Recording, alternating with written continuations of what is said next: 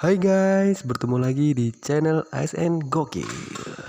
Dan untuk kalian, semoga sehat selalu, murah rezeki, dan bahagia bersama keluarga di rumah.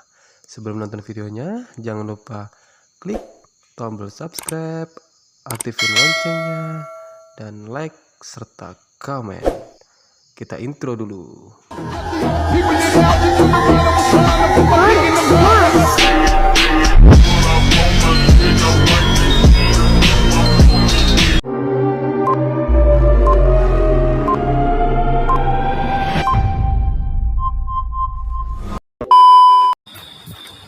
Oke teman-teman, kembali lagi bersama saya Muhammad Najib di channel ASN Gokil. Dan kemarin kita udah belajar bareng ya untuk soal-soal dan pembahasan di materi kompetensi teknis guru P3K. Dan kali ini kita akan bahas tentang soal-soal kompetensi manajerial. Tapi sebelum kita bahas ke soal-soalnya, jangan lupa ya, tetap like, subscribe, komen, dan aktifin lonceng di channel ini.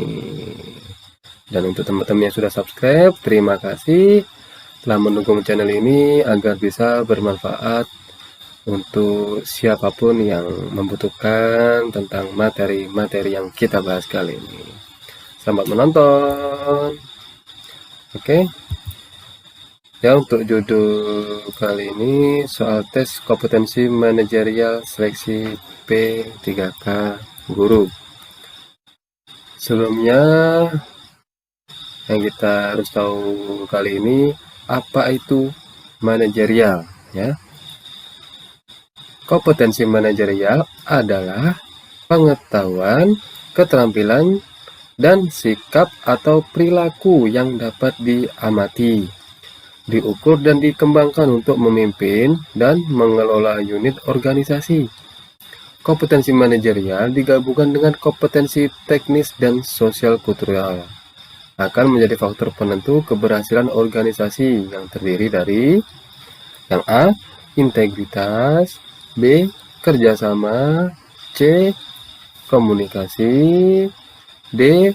Orientasi pada hasil, E. Pelayanan publik, F. Pengembangan diri dan orang lain, G. Mengelola perubahan, dan yang terakhir H. Pengambilan keputusan. Kompetensi manajerial ini kalau di SKD ya, kalau di SKD untuk CPNS itu mirip-mirip dengan soal TKP, tes kepribadian ya, TKP. Oke, langsung saja kita lanjut ke soal nomor 1. Ini contoh soalnya. Mari kita simak bareng-bareng. Di kantor Anda menemukan beberapa inventaris kantor yang rusak dan hanya Anda yang mengetahuinya ya.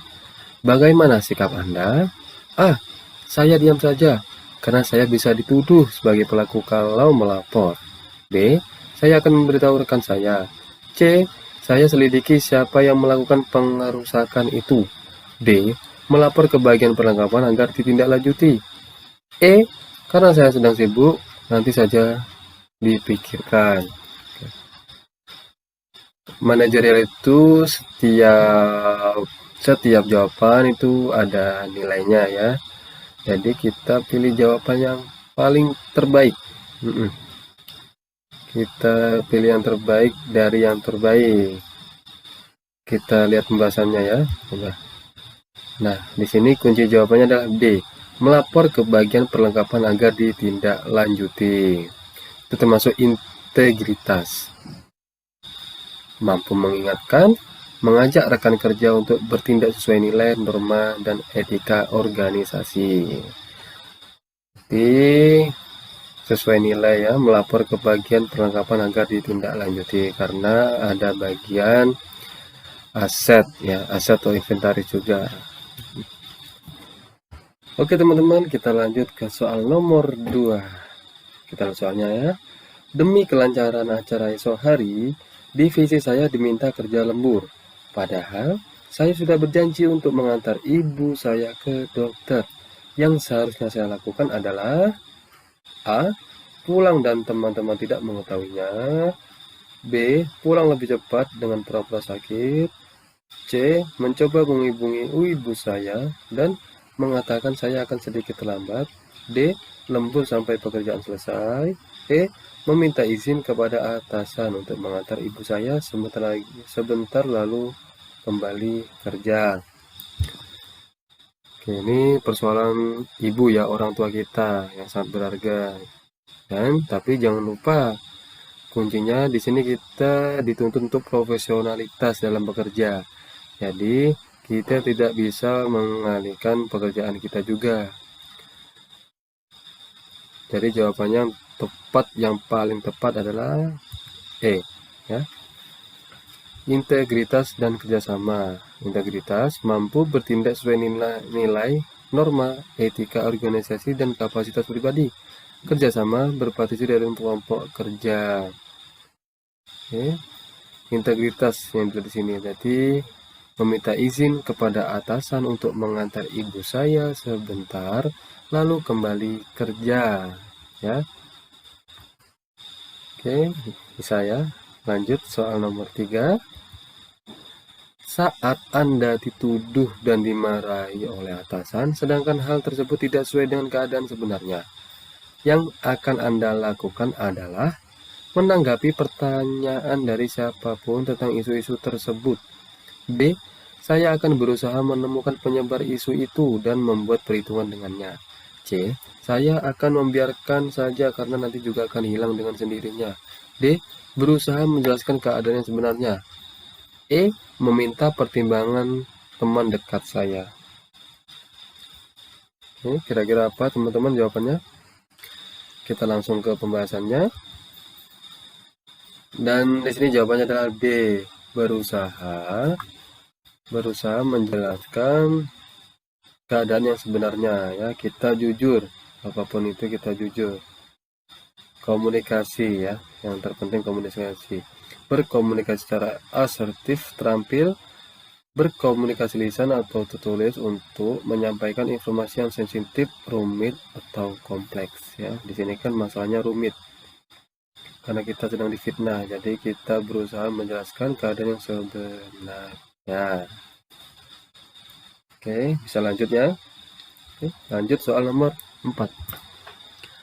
Pada saat saya sedang menuju ke arah kantor dengan motor, terlihat atasan saya yang sedang berjalan kaki. Hal yang akan saya lakukan adalah A. Memelankan motor saya dan mengucapkan salam kepadanya. B. Saya akan menghentikan kendaraan dan memohon izin untuk mendahulunya. C. Menghentikan kendaraan dan menawarkan tumpangan. D. Melewatinya saja. E. Saya akan mengurangi kecepatan sambil meminta izin untuk mendahulunya. Mana yang terbaik jawabannya? C ya, kira-kira. Berhenti, menghentikan kendaraan dan menawarkan tumpangan. Coba kita lihat bahasanya. Ya, benar. C ya. Kerjasama, menemukan tim kerja yang partisipatif dan efektif di sini. Oke, lanjut soal nomor 5. Untuk mencapai tujuan kelompok yang telah ditetapkan, maka sebagai pemimpin, saya A. Tidak mempermasalahkan apakah orang lain mau bekerja dengan baik atau tidak. B. Mendorong orang lain untuk bekerja dengan baik jika diperlukan. C. Mendorong orang lain untuk bekerja dengan baik jika situasi memungkinkan. D. Menstimulasi orang lain untuk mau bekerja dengan baik. E. Mengajak orang lain bersama-sama untuk bekerja dengan baik. Apa kira-kira jawabannya? Kita lihat pembahasannya. Dan jawabannya adalah E ya. Mengajak orang lain bersama-sama untuk bekerja dengan baik. Yaitu sifat leader atau pemimpin. Kerjasama itu paling penting di setiap kelompok ya, atau organisasi. Jadi yang paling bagus jawabannya dan paling tepat adalah E. Lanjut soal nomor 6. Dalam kaitannya dengan perubahan, saya dinilai sebagai seorang yang A. Mudah menyesuaikan diri dengan lingkungan baru. B. Butuh waktu untuk bergaul secara akrab dengan orang lain. C. Mempunyai keinginan tinggi untuk mengetahui kegiatan orang lain. D. cenderung kurang adaptif terhadap perubahan. E. Mempunyai pergaulan yang tidak luas di masyarakat. Perubahan ya, berarti yang paling tepat adalah A. Mudah menyesuaikan diri dengan lingkungan baru. Mengelola perubahan, proaktif beradaptasi mengikuti perubahan. Jadi kita harus cepat beradaptasi dengan lingkungan baru agar kita bisa ikut kita bisa berbaur dengan perubahan itu sendiri ya. Oke, bisa dimengerti. Kita lanjut soal nomor 7. Dilan adalah ketua organisasi yang harus dilantik. Dia belum lama bergabung dengan organisasi. Namun, karena dia luas dan mudah bergaul, akhirnya dia menjadi ketua. Ternyata setelah menjadi ketua, sikapnya berubah menjadi cenderung kaku dan keputusan yang dibuat susah untuk diubah. Jika Anda menjadi anggota organisasi tersebut, apa yang akan Anda lakukan? A. Mengajak teman-teman lain untuk memberikan masukan ke Dilan sehingga kelompok yang solid tidak terpecah. B. Mengajak Dilan berdialog secara empat mata. E. Meminta Dilan untuk tidak bersikap otoriter di forum formal sehingga menjadi kesepakatan bersama. D. Membentuk kelompok untuk menentang kebijakan yang dibuat Dilan agar dia tahu kesalahan yang telah diperbuatnya. E. Membiarkannya saja, nanti juga Dilan sadar sendiri. Ya agak panjang ya soalnya. Ini Dilannya susah untuk diubah keputusannya. Jadi yang terbaik kita harus A ya. Mengajak teman-teman lain untuk memberikan masukan ke Dilan sehingga kelompok yang solid tidak terpecah. Jadi kita ajak teman-teman lain untuk memberi masukan ke Dilan sebagai ketua ya. Dan berharap kelompok kita tetap solid dan tidak terpecah. Oke, lanjut nomor 8. Ketika saya menjadi panitia kegiatan sekolah, saya akan menggalang dana dengan cara A. Menggerakkan teman-teman untuk mencari dana. B. Mencari sponsor yang mendukung keberhasilan acara. C. Mengajukan proposal kegiatan sekolah. D. Menghubungi sponsor yang sudah saya kenal. E. Meminta sumbangan pada orang tua. Ya, ini tentang kegiatan sekolah. Dan kita dituju sebagai panitia untuk menggalangkan dana dengan cara apa? Dan di sini jawabannya adalah A. Menggerakkan teman-teman untuk mencari dana. Kembali ke kerjasama lagi ya. Membangun tim kerja untuk meningkatkan kinerja organisasi. Oke, lanjut soal nomor 9. Jika jadwal yang biasanya Anda lakukan diubah, apa yang akan Anda lakukan? A. Biasa saja dan melakukannya. B. Merasa tertantang, bersemangat, dan segera menyesuaikan diri. C. Marah dan mengeluh. D. Panik dan merasa gelisah. Atau E. Mencari teman lain yang mengalami hal serupa. Oke, mana yang paling tepat jawabannya ya? Kebiasaan yang kita lakukan itu diubah. Jadi yang paling tepat adalah B ya. Merasa tertantang, bersemangat, dan segera menyesuaikan diri. Itu kaitannya dengan mengelola perubahan, beradaptasi lagi di setiap perubahan yang kita lewati atau yang kita rasakan. Oke, lanjut. Soal nomor 10. Apakah Anda bersedia untuk memperdebatkan sesuatu padahal kelompok Anda jelas-jelas tidak menyetujuinya? A. Saya akan tetap mempertahankan pendapat saya. B. Saya akan menyimak pendapat lain terlebih dahulu. C. Saya akan berpikir ulang dan mencari jalan tengah. D. Saya akan mengalah saja. Atau E. Saya akan mengumpulkan teman terlebih dahulu untuk menyuarakan pendapat saya. Ini tentang pendapat kita ya, yang tidak disetujui oleh kelompok. Yang paling tepat adalah C. Saya akan berpikir ulang dan mencari jalan tengah. Kita kembali berpikir, apakah pendapat kita memang benar-benar baik untuk kelompok, dengan cara mencari jalan tengah dan memusyawarahkan lagi kepada kelompok tentang pendapat kita tersebut. Oke, lanjut. Soal nomor 11. Anda sedang mengemudi kendaraan. Tiba-tiba handphone Anda berdering. Apa yang akan Anda lakukan? A. Menepi untuk mengangkat handphone. B. Menyuruh rekan yang di samping Anda untuk mengangkatnya. C. Membiarkannya saja sampai ke tempat tujuan. D. Mematikan handphone karena mengganggu konsentrasi saat berkendara. E. Segera mengangkatnya karena membuat Anda tidak fokus berkendara. Oke, jawabannya adalah A. Menepi untuk mengangkat handphone. Jadi di sini kaitannya dengan pengambilan keputusan. Apa yang akan kita ambil di keadaan tersebut, keputusan yang akan kita ambil. Dan ini yang paling tepat adalah A ya, menepi dulu untuk mengangkat handphone. Karena untuk keamanan kita berkendara juga, dan siapa tahu itu telepon dari orang yang penting, jadi kita menepi dulu sejenak untuk mengangkat telepon tersebut. Oke, lanjut soal nomor 12.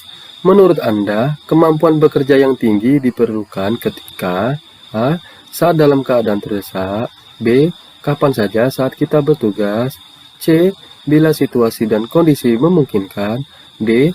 Bila diminta oleh atasan. Atau E. Ketika ada imbalan setimpal. Mana yang tepat? Paling tepat. Oke, kita lihat pembahasannya. Dan jawabannya adalah B. Kapan saja saat kita bertugas. Ya. Kaitannya dengan orientasi hasil. Berupaya meningkatkan hasil kerja pribadi yang lebih tinggi dari standar yang ditetapkan. Jadi, dalam situasi kapan saja kita harus siap bertugas dengan kemampuan bekerja yang lebih tinggi dari sebelum-sebelumnya agar kemampuan kita atau skill kita terus berkembang. Oke, lanjut soal nomor 13. Ketika Anda diminta saran oleh teman yang sudah berhasil dalam usahanya, Anda akan menyarankan agar A. Meningkatkan kemampuan dan pengetahuan. B. Memanfaatkan orang lain yang lebih berpengalaman dan berpengetahuan luas. C. Berusaha memperoleh dukungan dari pihak luar. D. Bekerja sama dengan orang yang berwawasan luas. Atau E. Mengikuti saran suratan nasib. Mengikuti saja suratan nasib. Aduh, pasrah banget yang E ya. Yang paling tepat adalah apa kira-kira? Ya, yang A. Meningkatkan kemampuan dan pengetahuan. Ini kaitannya dengan pengembangan diri dan orang lain. Meningkatkan kemampuan bawahan dengan memberikan contoh dan penjelasan cara melaksanakan suatu pekerjaan. Dan di sini kita ingin diminta saran oleh teman yang sudah berhasil dalam usahanya. Jadi kita harus meningkatkan kemampuan dan pengetahuan dengan saran teman kita yang sudah berhasil tersebut. Oke, lanjut soal nomor 14. Suatu hal saya mendapatkan tugas yang sepele. Sikap saya: A. Marah karena kemampuan saya dianggap rendah. B. Sedih karena saya merasa tidak dianggap oleh perusahaan. C. Melimpahkan tugas tersebut pada rekan lain yang kapasitasnya lebih tepat. D. Segera menyelesaikan tugas dengan sepenuh hati. Atau E. Meminta atasan untuk memberikan tugas lain yang sesuai. Yang paling tepat ya, sikap saya adalah D ya. Segera menyelesaikan tugas dengan sepenuh hati. Bertanggung jawab untuk memenuhi standar kerja di sini ya, orientasi hasilnya. Jadi kalau kita dikasih tugas yang sepele, kita jangan merasa dianggap rendah. Karena itu bukan maksud atau tujuan dari atasan kita memberi tugas tersebut. Apapun tugasnya, kita harus segera ya menyelesaikan tugas dengan sepenuh hati dan ikhlas. Jangan berpikiran negatif kepada atasan kita. Oke, lanjut soal nomor 15. Dalam proses pengambilan keputusan, saya suka A. Melontarkan gagasan yang memancing keterlibatan anggota. B. Mengambil alih proses pengambilan keputusan. C. Mengusahakan agar pendapat saya diterima. D. Menciptakan suasana agar orang tidak berani mengungkapkan pendapatnya. E. Mempercayakan keputusan pada kelompok. Oke, yang paling tepat yang A. Melontarkan gagasan yang memancing keterlibatan anggota. Ini kaitannya dengan pengambilan keputusan. Jadi kita memancing keterlibatan anggota, keaktifan anggota kita dengan melontarkan gagasan agar suasana di kelompok juga bisa tercipta saling diskusi dengan gagasan tersebut, dan kita pancing dulu keterlibatan anggota kita. Oke, lanjut soal nomor 16. Milea dan ketiga rekannya diberi tugas mendadak dan atasan dan harus diselesaikan pada waktu 2 hari. Pada saat deadline, ia sebenarnya sudah bisa mengumpulkan pekerjaannya kepada atasan karena sudah selesai.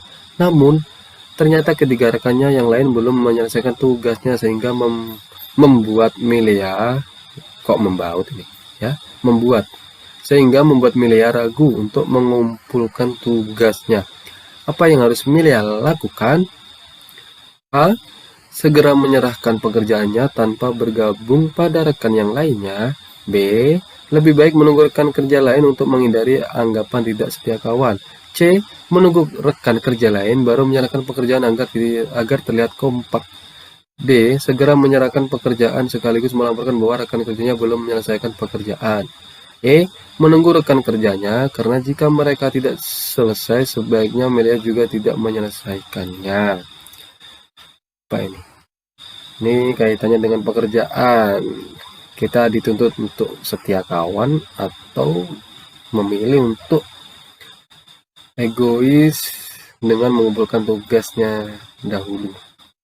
Yang paling tepat adalah A. Segera menyerahkan pekerjaannya tanpa bergabung pada rekan yang lain. Ya, ini kaitannya dengan orientasi hasil, bertanggung jawab untuk memenuhi standar kerja ya. Yang kita prioritaskan paling utama adalah tanggung jawab dalam pekerjaan kita. Jadi tanpa menunggu rekan kerja kita yang lain yang belum selesai, kita harus menyelesaikan atau kita harus menyerahkan pekerjaan kita kepada atasan. Bisa dimengerti ya, tanggung jawab dalam pekerjaan intinya.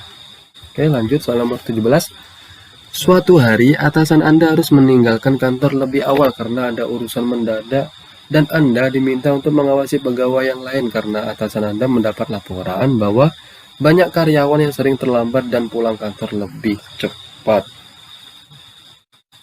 Saat atasan Anda pergi, ternyata Anda menemukan 2 pegawai yang datang terlambat dan 3 orang pulang lebih awal. Apa yang Anda lakukan untuk mengatasi pegawai yang tidak disiplin tersebut? A. Menegur karyawan yang tidak disiplin tersebut sesuai kewenangan yang diberikan oleh atasan Anda. B. Mencatat pegawai yang tidak disiplin untuk dilaporkan kepada atasan. E. Mengingatkan secara tidak formal kepada pegawai yang tidak disiplin. D. Diam saja karena kebetulan salah satu pegawai yang tidak disiplin itu adalah teman dekat Anda.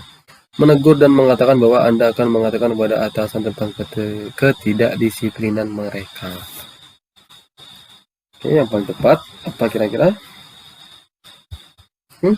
Yang A. Menegur karyawan yang tidak disiplin tersebut sesuai kewenangan yang diberikan oleh atasan Anda. Ini kaitannya dengan integritas.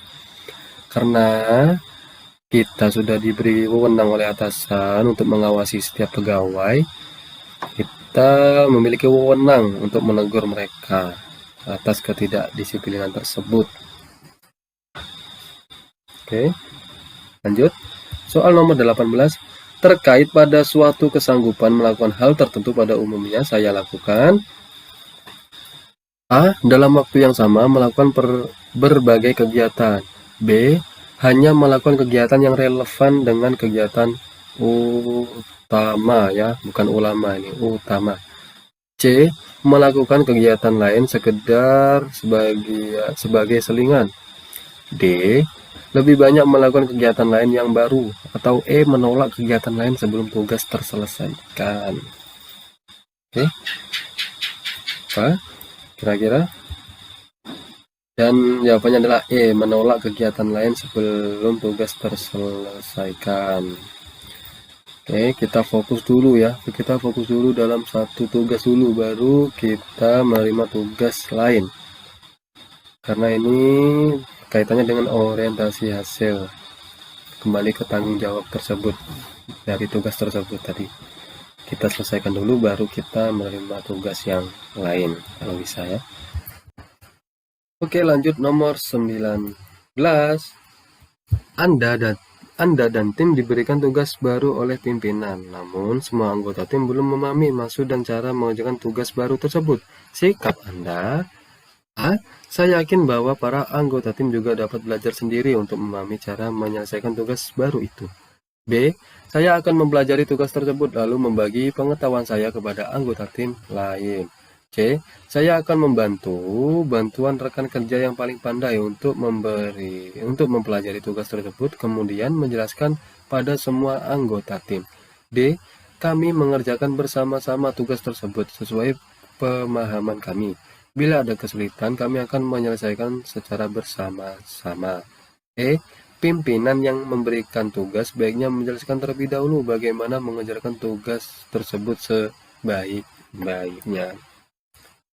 Ini kira-kira apa jawabannya, teman-teman?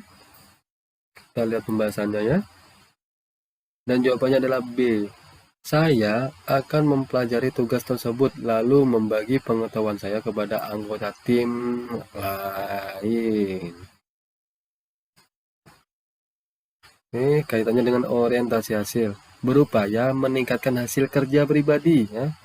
Meningkatkan hasil kerja pribadi yang lebih tinggi dari standar yang ditetapkan. Berarti kita meningkatkan dulu kemampuan kita dengan cara mempelajari tugas tersebut. Nah, lalu habis itu membaginya pengetahuan saya kepada anggota tim lain. Oke, lanjut soal nomor 20. Dan ini yang terakhir ya, di contoh soal kompetensi manajerial ini, yang di part 1. Respon saya ketika dihadapkan dengan perubahan yang mendadak adalah A. Bingung bagaimana harus bersikap. B. Penuh harapan akan perubahan. C. Tertekan karena cemas akan dampak yang akan terjadi. D. Pesimis karena tidak dilibatkan dari awal proses. E. Berhati-hati memetakan dampak politis perubahan. Oke, kira-kira apa teman-teman? Kita lihat pembahasannya. Dan jawabannya adalah B. Penuh harapan akan perubahan. Dan berkaitan dengan mengelola perubahan, mengikuti perubahan secara terbuka, kita open minded ya, kita buka pikiran kita dalam setiap perubahan yang terjadi, walau itu yang mendadak sifatnya. Yang penting kita harus cepat beradaptasi dengan perubahan tersebut. Oke, saya rasa segini untuk part 1 ya, untuk kompetensi manajerial. Dan untuk teman-teman yang sudah menonton dan mau belajar bareng dengan channel ini, saya ucapkan terima kasih. Dan saya doakan selalu untuk teman-teman, saudara, sahabatku yang mau berjuang untuk tes P3K agar bisa lulus tahun ini ya, lulus di tes pertama, nggak usah sampai tes ketiga ya, langsung lulus tes pertama dengan nilai yang memuaskan. Amin amin ya robbal alamin. Dan jangan lupa ya, tetap subscribe dan aktifin loncengnya agar kalian bisa terus menerima notifikasi untuk video-video terbaru di channel ini. Terima kasih teman-teman, dan sehat selalu. Wassalamualaikum warahmatullahi wabarakatuh.